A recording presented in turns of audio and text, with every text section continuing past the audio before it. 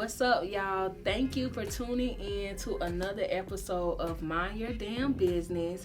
And on today's episode, I have a special guest, serial entrepreneur, mom, and author Tia Coleman. Let's go.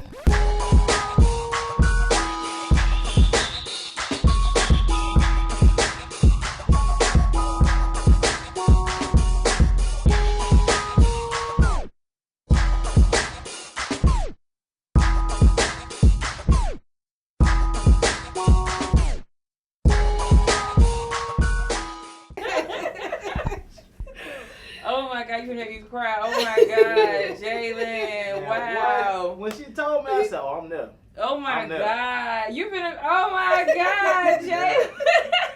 Okay. Let me get it right. Oh fuck, that is crazy. Okay. Damn, that's crazy. Yeah, that is crazy. And somebody that done been there through the journey, bro. Been there. Oh my God. Oh God. Okay. He talking about you. He say how proud he is. Oh my God. He always say that he ain't seen you in a long time. So. Oh my God. So hey Tia, how are you doing today? Okay, so first before we get started, please let the people know who Tia Coleman is. Who is Tia Coleman? I do so much. So first and foremost, I'm a mom. I'm a mother to my kids. My biggest motivation to definitely keep going and pushing forward and being as great as I am. I'm an author, a newly published book titled I Am the Prize. I have a huge networking event every year called Manifesting Over Mimosas to bring women together to celebrate their success. And I actually started a business for my children, the Sweetest Sisters. It's a snow cone truck in Jacksonville. So you have your hands in so much stuff, which is great. I know you love to stay busy, but I know recently you just become a full-time entrepreneur, maybe like a year or two ago. A year. It was a year in April. Oh wow. Okay, so a new full-time entrepreneur. How has that adjustment been, and how did you deal with the fear of quitting? Because people don't understand that that's a huge fear, to quit your job and just believe in yourself enough to be full-time entrepreneur, depend on yourself real. How was that adjustment for you? Okay, so it was, I can't even say it was scary because I was ready. Like we talked about before the camera started, it's just that voice in the back of your head, you got to go for it. You got to do it scared. And you're going to continue being uncomfortable with the situation that you're in until you listen to that voice. So for me, I was outgrowing working for somebody else. My dad had always told me, oh, you meant to be more than an employee. You 9-to-5 life not for you. You meant to be your own boss. And that just stuck in my head because I was a terrible ass employee. Terrible. And I know my karma coming one day when I started hiring a super big staff. I rebuked that. But I was ready to go and do my own thing. And I kept getting signs from God letting me know, you ready. You'll be able to sustain with your business. It's just, you got to put the work in. Wow. And I'm a huge believer that God will make it so uncomfortable. So I'm glad that you used that word. Because when it's time to move, He going to make it so uncomfortable where you don't have a choice but to move. Right. So that's good. But with you having so many businesses, how is it being a serial entrepreneur? Because that's people don't know, that's like having 6 jobs. How is that? So for me, I know people used to always talk about when you have multiple businesses, it was some phrase about, I can't say the phrase verbatim, something about being a jack of all trades. It's like a master of none is still better than a master of one, something like that. Yeah, but it don't apply to me. So I'm multi-passionate. Right. I'm multi-passionate, and I think my whole brand, all of my businesses are based around creating experiences for people, good experiences, and I can do that in my sleep. That's my gift. So it's not overwhelming for me. I do what I call happy work. I wake up every day doing exactly what I love. Nobody can make me hate what I do, and the money just comes with it. Right. So how do you manage it? How do you manage to give each business the proper time? And also, how do you prioritize which business you're going to give the most time to? Right. So by the grace of God, all my businesses, like with the Sweetest Sisters, that's like summertime. You know, Perfect. summertime is we on the snow cone truck. I hire teenage kids while they out of school, and then until it gets cold. Then December, you know, that's Manifesting Mimosas month, where it's networking time. It's time to get everything finalized for that event. And then as an author, I can do that year round. You know, so I think like God designed it for me to be able to like have a flexible life. That's so good. And as far as like how do I manage it, I had to learn how to be patient. Like stop trying to build a multi-million-dollar business out of every company every single day, and kind of just delegate my time to like the seasons that I'm in for those businesses, if that makes sense. So in off season of Sweetest Sisters, that's when I'm planning for Sweetest Sisters, and Sweetest Sisters running itself in the summer. During the summertime is when I'm planning Manifesting Mimosas, and then letting it run itself in December. That makes sense? I rotate. Okay. That's perfect how each business has its own season. Time. Right. That's good. So I know you said with the Sweetest Sisters, you hire a lot of teenagers. How important is that for you to be a good leader? Because you have a boss and then you have a leader. Right. How important is that? And I know you don't like the word boss. I don't. Heard you say it. And I'm not big on boss either, because I know I'm a leader. Right. So like it is a huge difference between being a boss and a leader. So how important is that for you to be a good leader? So with my first job, I was 15, and I used to get in trouble a lot in school. Like middle school, high school, I used to stay in trouble. And I worked up under an entrepreneur, a black lady. Her name was Miss Marie, and she had a hair salon. I was her shampoo assistant. She sat me down one day and she said, if you're going to be working up under me with all these teachers and lawyers and principals and doctors, you're not even going to be coming to my job looking all rough because you getting in trouble and fighting in school. So for me, I stopped getting in trouble. Like when she said it, I wanted to be like her so much. I wanted to impress her so much. I stopped getting in trouble, and I was like, I'm getting money now. What I'm fighting for? What I'm getting in trouble for in school?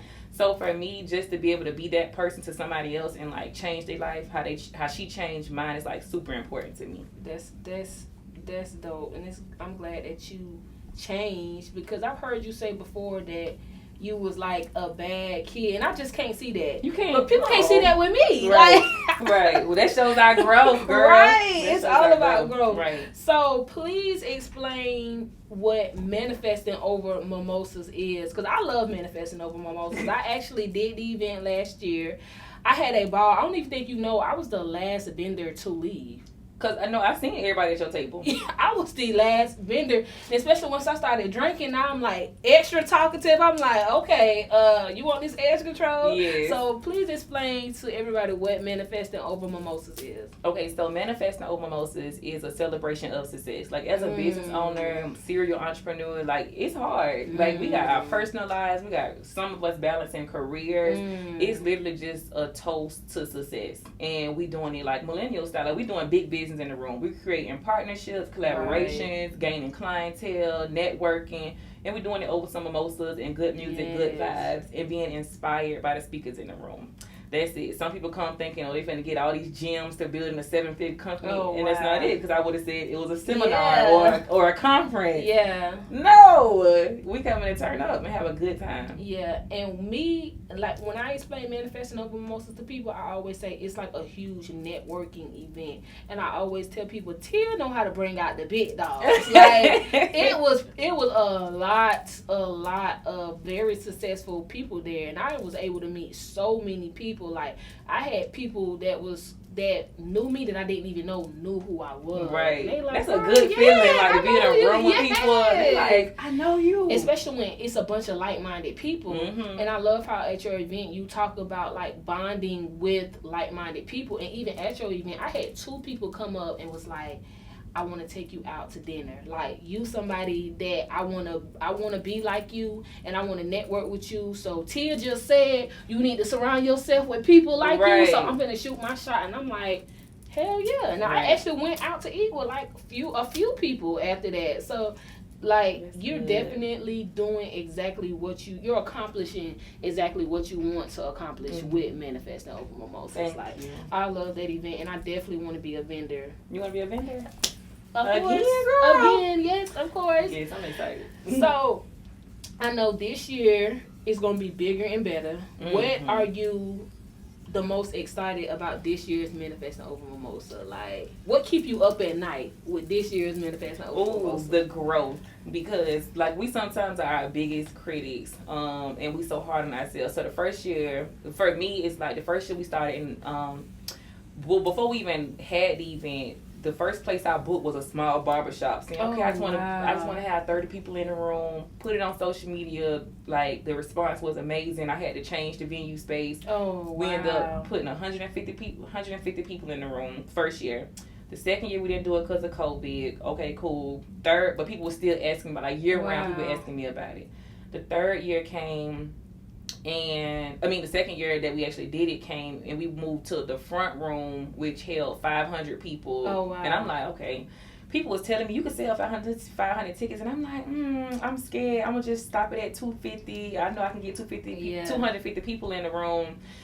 And I ended up having 500 people in the room, front and back. Then I'm like, we done outgrew that space. Yeah. So I looked at a million venues, but no other venue stuck out to me except for the Prime Osborne. Yes. And when you think of Prime Osborne Convention Center, you think of big corporate companies and hospitals with, big money people. Yes. They don't do what I do in that room. So I'm like, what keeps me up at night is packing out that room. Like, I have to pack out that room this year. Yeah, you definitely are. And I love how you speak stuff into existence, because at the last Manifesting Over Mimosa, you talked about the Prime Osborne. And I didn't know how I was going to get it. I ain't had no clue. But but I got it. You don't have to know how. God know how. You just got to apply yourself and apply and call and talk to him, and he going to figure everything out. So and he did. I'm excited. The Prime, it's going to be packed. Yeah. It's definitely going to be packed. That's what you know it's going to be packed. packed. Ooh, I'm ready. I see people flying out of town to come to this huge event, because it's like really, truly a networking event. I feel like Jacksonville doesn't have that. Like, you're the only one that I know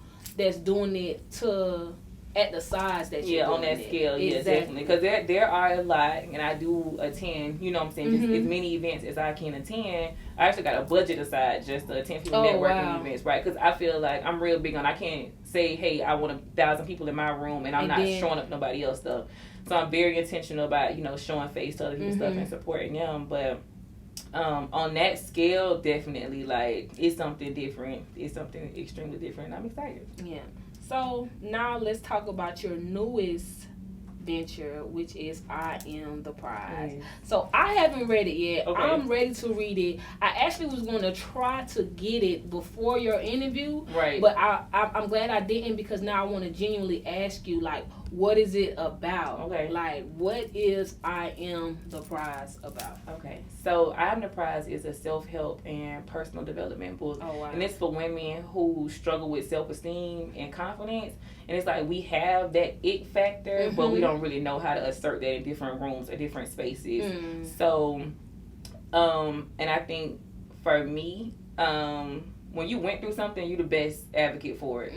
So, like, you may have had a hard pregnancy. You the best advocate for how to overcome a hard pregnancy. You may have went through heartbreak. You might be the best person to advocate for how to get over heartbreak. Confidence was one of my things. I look like somebody who's always had all the confidence in the world, but I struggle with imposter syndrome so bad. Not feeling good enough, not feeling like I was ready. Yeah. So in the book, I talk about my experiences, and I also share how I overcame it and what I applied in my life. Wow.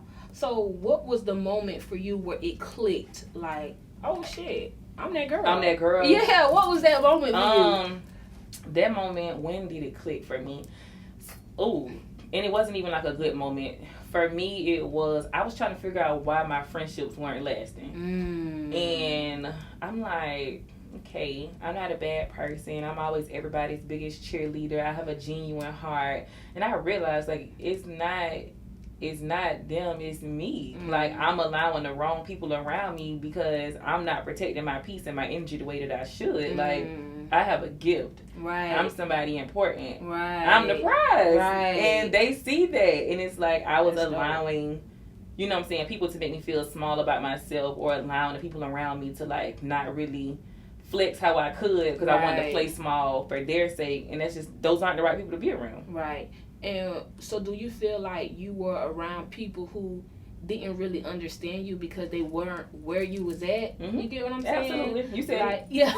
You said it. Because I went through the same exact thing. Like, I literally went through the same exact thing where people were like, oh, I'm showing off, or I think I'm better than them, when it's like, no, I'm just being myself. Right, you like, really just being you. What you eat, sleep, and breathe, what you work hard for, yeah. like, you walking into that, and they can't handle it. Like, that They agitates them can't. type of people. And I realized that when you have an aura about yourself that shines so bright, a lot of times we can't see it, but other people can still see and it. that's why So they you attracted to cannot you. have nothing, but people can see that you a go-getter, you a hustler. So you may not have nothing right now, and people still feel some type of way because they know, okay, you may not have nothing right now, but shit, in 5 years, she gonna really be up there. Right. And they don't like that. They don't. Dang. Yeah. So, with your book, I know you are a best-selling author on Amazon right now, which is a huge congratulations Thank for that. you. Because that's, and I mean, you just launched. In May. Yeah, in May. Shit, it's July. That's big. You got people who done wrote a book 5 years ago and they still haven't got there. So how are you dealing with the success of your book? So it's opening up so many doors. And this is like everything that I dreamed of, but I feel like God is really blowing my mind because I was actually just going through my email the other week, and we started the book writing process back in I want to say like 2017, 2016. Oh, wow. And we just kept putting it on pause. Life kept happening, and I'm just like, okay, it's time to stop playing. Right. So I stopped playing, and I'm not even mad at the delay of the success or the delay of the book because I wasn't ready for this type of success years ago. I had the wrong people around me, wasn't in the right relationships. Mentally, I wasn't in the right place because of like postpartum depression. But now it's like I'm ready to walk into it. So. Yeah. Everything happens right on time. Like, if you would have launched it probably a few years ago, it probably wouldn't have blown as fast as it has blown now. So, what advice do you have for inspiring entrepreneurs, but most important, people who want a business but they don't know what business that they want? Okay, so my advice for somebody that they don't. So I always say, take your passion and like make a profit off of it. Something that you're good at that you might not think other people care about. You know, like there's a market for everything. So what you can do in your sleep turned into a business. And I know some people are against that, but I'm real big on like if you could do it with no effort, why not offer it as a service? Because there's somebody out there that needs it. Exactly. And I'm big on anything that you will do for free is a great business to go into. Right. Like, if you love doing it and you will do it for free, that is a great business to go into because, as you know, being a business owner, a lot of times you're going to be doing stuff for free. Right. Because your profit is going back into your business. Right. So, if it's not something that you love, when you get to that point, you're going to quit. You're going to give up because it's like, oh, shit, I ain't making no money. You're gonna be maybe unfulfilled. maybe this isn't it. So, I'm glad that you said that because I know it's a lot of entrepreneurs that need to hear that want to, or inspiring entrepreneurs that want to start a business but they just don't know, like they don't know how or what to do at all. So this is a good question that I'm excited to ask you because I know every entrepreneur, just everybody in general, feels overwhelmed at times. So what does Tia Coleman do when she feels like overwhelmed? Like, I got this, my kids ain't acting right. Like, what do you do? Okay, that's an amazing question. So I am on like this, I want to say self-love journey, but I'm gonna say I'm on a selfish journey where I'm putting me first. I'm walking away from things that no longer suit me. Exactly. I know how to ask for space, even when it comes to my kids. Hey, mom. Hey, cousin. Hey, auntie. Can you keep my kids? I love the water, so I'm an earth sign. I'm a Taurus, so the beach is like my thing. When I get overwhelmed, I'm gonna run straight to the beach. Wow. The beach solves all my problems. Wow. I've been learning to meditate more, and I know that's so cliche. Cause I love it. You do? I love meditating. Like, that's something that in the Black community more people need to know about. Like, meditating completely changed my life. Right. Meditating be saving these people. Seriously. So, because I know, like, growing up, you see, like, the white people or you see, like, rich people and you hear them talking about waking up at 5 a.m., meditating, doing yoga. Like, we be thinking they crazy. You really be like, oh, that's so cliche. No, like, when you reach a certain level of success, like, all you want is peace. Yeah. So meditation, the beach, and I just signed up for yoga. My first appointment is, my first thing is Thursday. You're gonna but love yeah. it. Yeah, that's it. You're gonna love it. That's it. I'm so glad that you said meditation, because so many people don't know anything about meditation. Mm-hmm. And people don't understand like how important your mind is. Your mind is the most important thing, like period. Like your mind. And meditating is exercising your mind. So it's just like how you go to the gym and you exercise your body, you try to get your physical to be strong. Right. I feel like meditating, you're making your mental strong. Mm-hmm. Like, and ever since I started meditating, I feel like I manifest on another level. Mm-hmm. Like, it'd be like, oh, I started something yesterday and shit, it's today. I told you what happened when you called me back coming early. Like, yeah, I'm telling you. So people think it's crazy, and I think like your spiritual journey is something super sacred. You don't share that with everybody, but I think I'm to a point now where I trust myself. Wow. Like I feel like I could have never said that before, and wholeheartedly meant it and believed it, but I trust myself. Wow. Okay, so we discussed a lot about your business. Now I want to get more into you personally. Okay. And I know you mentioned that, you had not a rough childhood, but you was rough. Yeah, I was rough, not in the childhood. So a little birdie told me that you went to alternative school. Yes. I went to Grand Park. You did? Yes. Okay, alumni Yes. gang.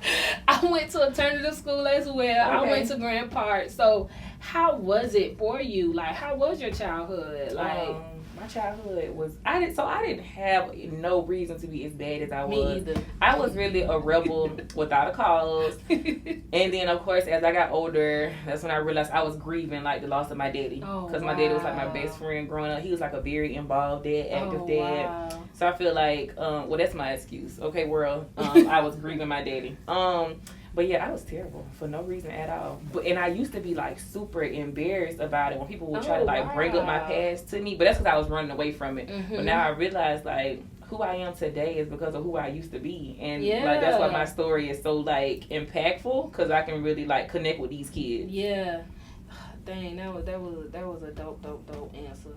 So who is Tia versus Fancy Cash? I want to know. Okay. Because I see Tia Coleman doing her thing. Who is Fancy Cash? Who is this alter ego that you got?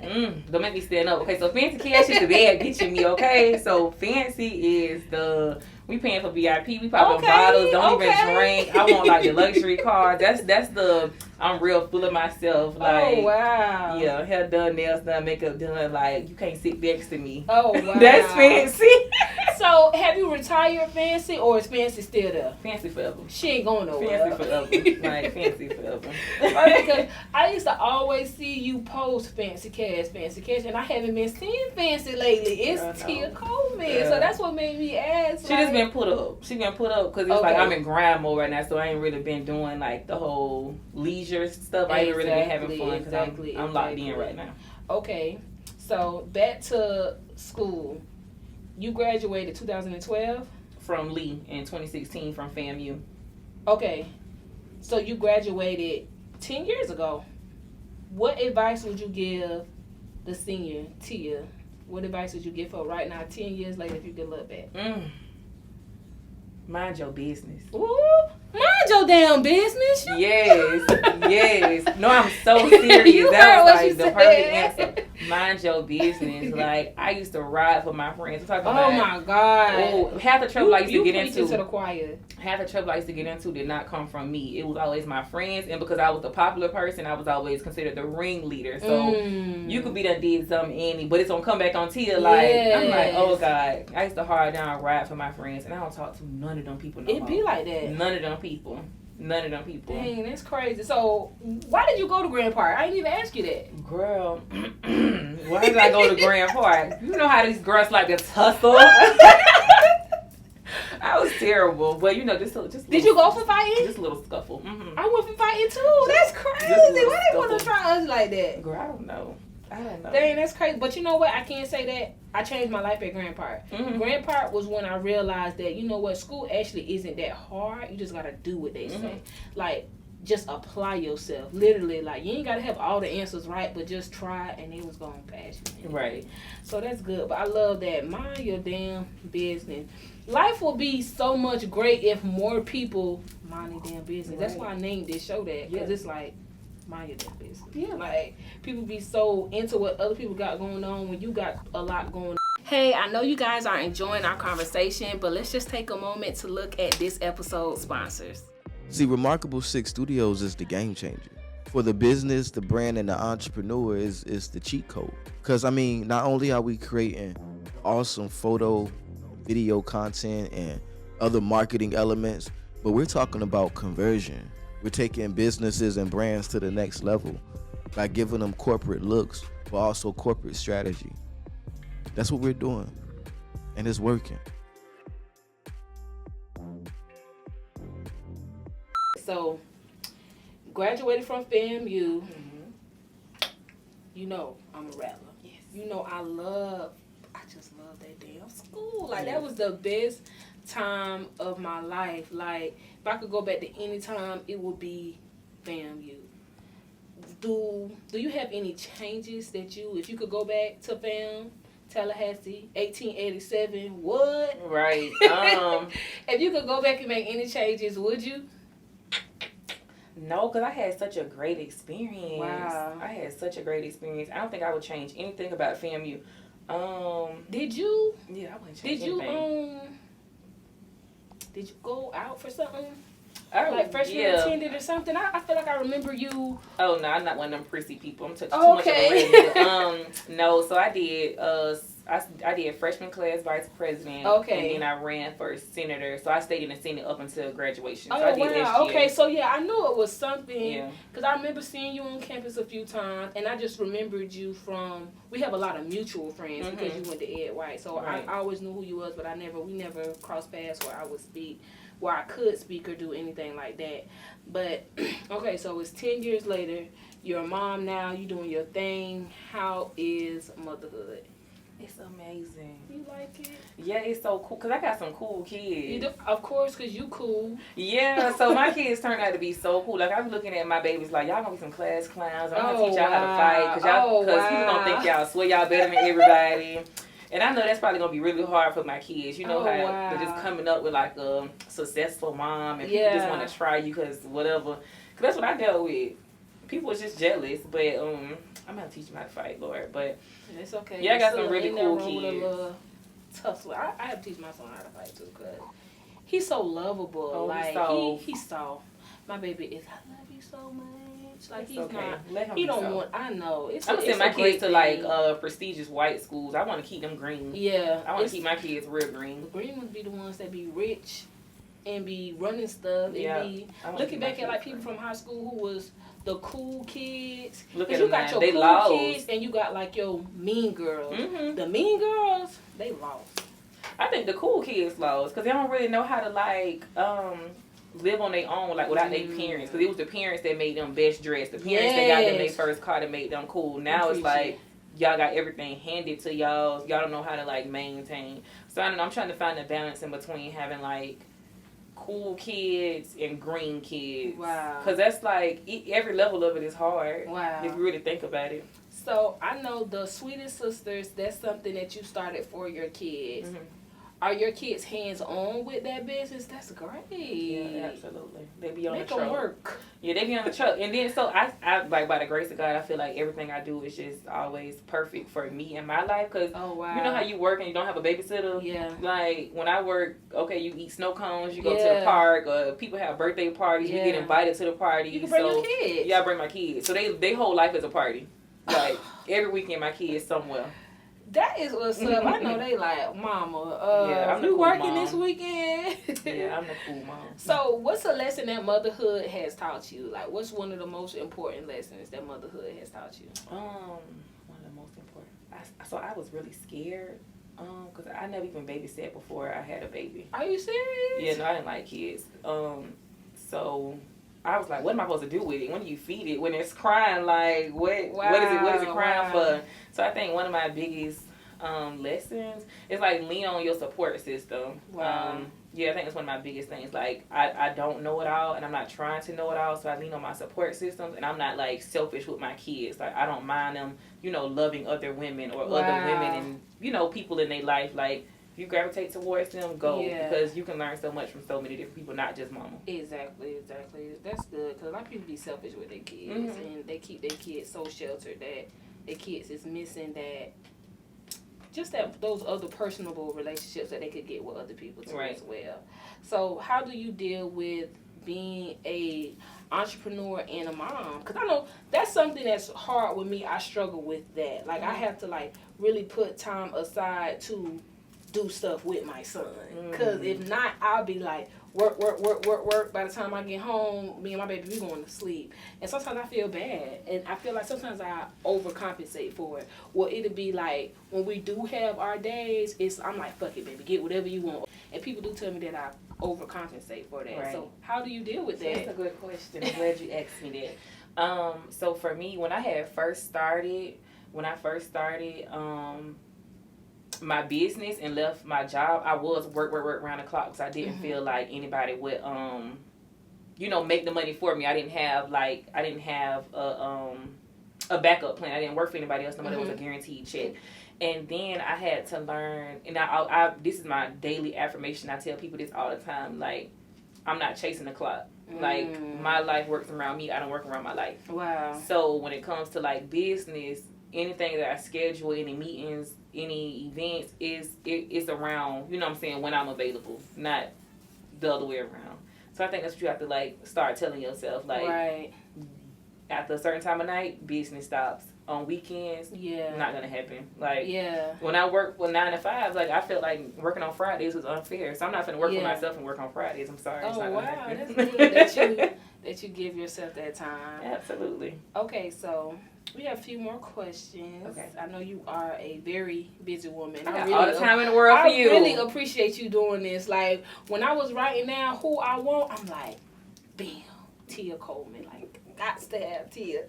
So, because there's so many dope entrepreneurs in the city, and you honestly are one of my favorite entrepreneurs. Like, with this show, I'm like, okay, I got to get my favorite entrepreneurs in the city.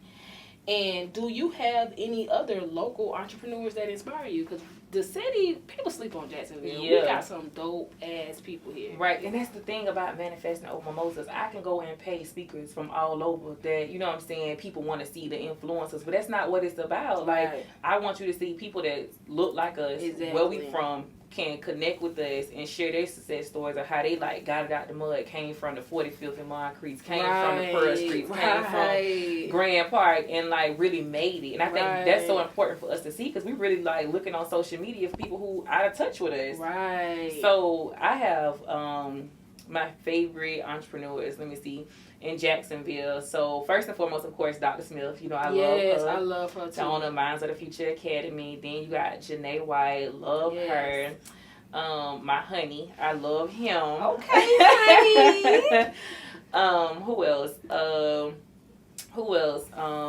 Dr. Shalita McGowan. I love her. Benicia Powell. Erica Gaffney. It's just so many. It's just so many amazing people in my life who are from Jacksonville and, like, really making it happen. Right. And I don't know her name. I think she's your publicist. Ashanti. That's a bad girl. Ashanti, I don't even know her. She has an aura about herself. She has, like, literally an aura about herself. That's a bad girl. Like, you got to keep her in your bag. Absolutely. Like, absolutely. And I can tell that she a rider for you. Like, she ride for Tia Coleman. I can tell. And people like that, you have to keep in your corner. Like, okay, so last few questions. If you could work with anybody in this world, who would it be? If I could work with anybody in this world. Like, just right now, they call you tomorrow, you're gonna drop it all. Ooh, you on a flight. Okay, Earn Your Leisure podcast. If they call me, I'm dropping everything. I never heard of them. I'm gonna have really? To look, oh my God! Yes, Earn Your Leisure podcast. If they call me and be like, "Hey, get on this stage," I do it for free. We like, manifesting that right now. We are. We gonna do that. We are. Yeah, Earn Your Leisure podcast. If that's just one phone call, I'm just waiting for. Wow. Okay.